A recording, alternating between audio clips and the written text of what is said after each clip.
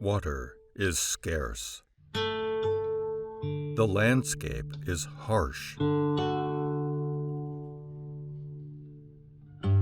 It is isolated. It is rugged, unforgiving, vast, and beautiful. Written in the layers of rock that make up the area known as the Grand Staircase Escalante is over 250 million years of history. Back to a time when dinosaurs first appeared. Back to a time when a sea covered the midsection of what is now North America. When these high plateaus were riverbeds. The fossilized sand drifts from another era stand as colossal reminders of the dune fields that once graced this land. The swirling winds forever etched in their facades. The immense diversity of life from the age of dinosaurs is recorded and preserved in these lands. So too is the history of the first human inhabitants. The ancestral Puebloans called this area home for thousands of years, as did the Paiutes, Navajos, Utes, and other native tribes. In the 1870s, Brigham Young sent Mormon settlers into this region, which was by then the southern part of the Utah Territory. There are resources here: coal, oil, gas, uranium, and other minerals. There is also land for cattle.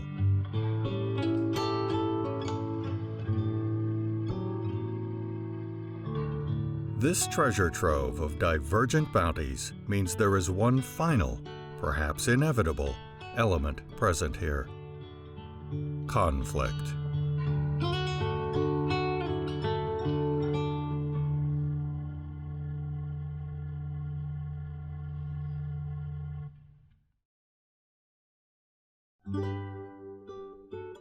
Grand Staircase Escalante is part of the Red Rock country of the Colorado Plateau.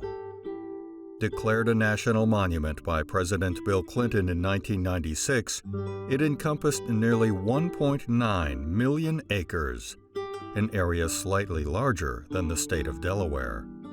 Created from federal properties controlled by the Bureau of Land Management, the BLM, monument designation provided protections from mineral extraction and development.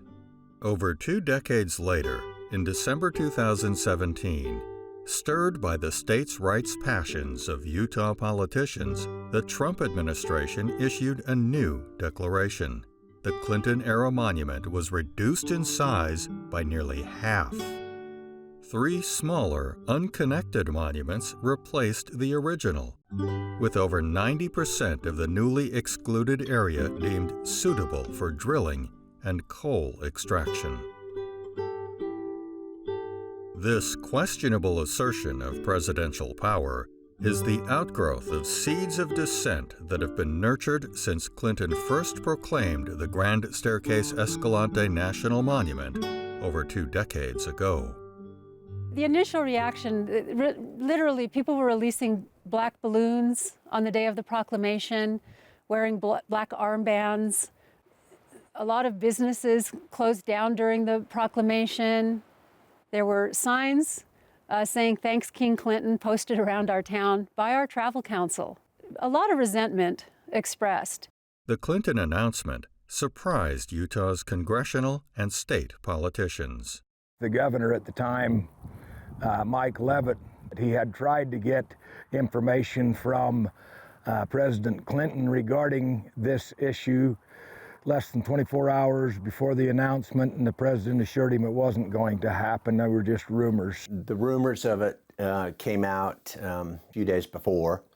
It was actually, the monument was declared in an article in the Washington Post. It was never proposed. That was one of the biggest problems. Our own governor of the state of Utah had to read about it in the paper. not a lot of people happy with the way in which the monument was created. There had been ongoing efforts to protect this area since the National Park Service first proposed the Escalante National Monument in 1937. Early environmental groups had worked with locals in their attempts to institute change. In the 1980s, 3 new arrivals forged a different path. Clive Kincaid, Grant Johnson, and Robert Weed called their nascent organization the Southern Utah Wilderness Alliance, soon to be known simply as SUWA.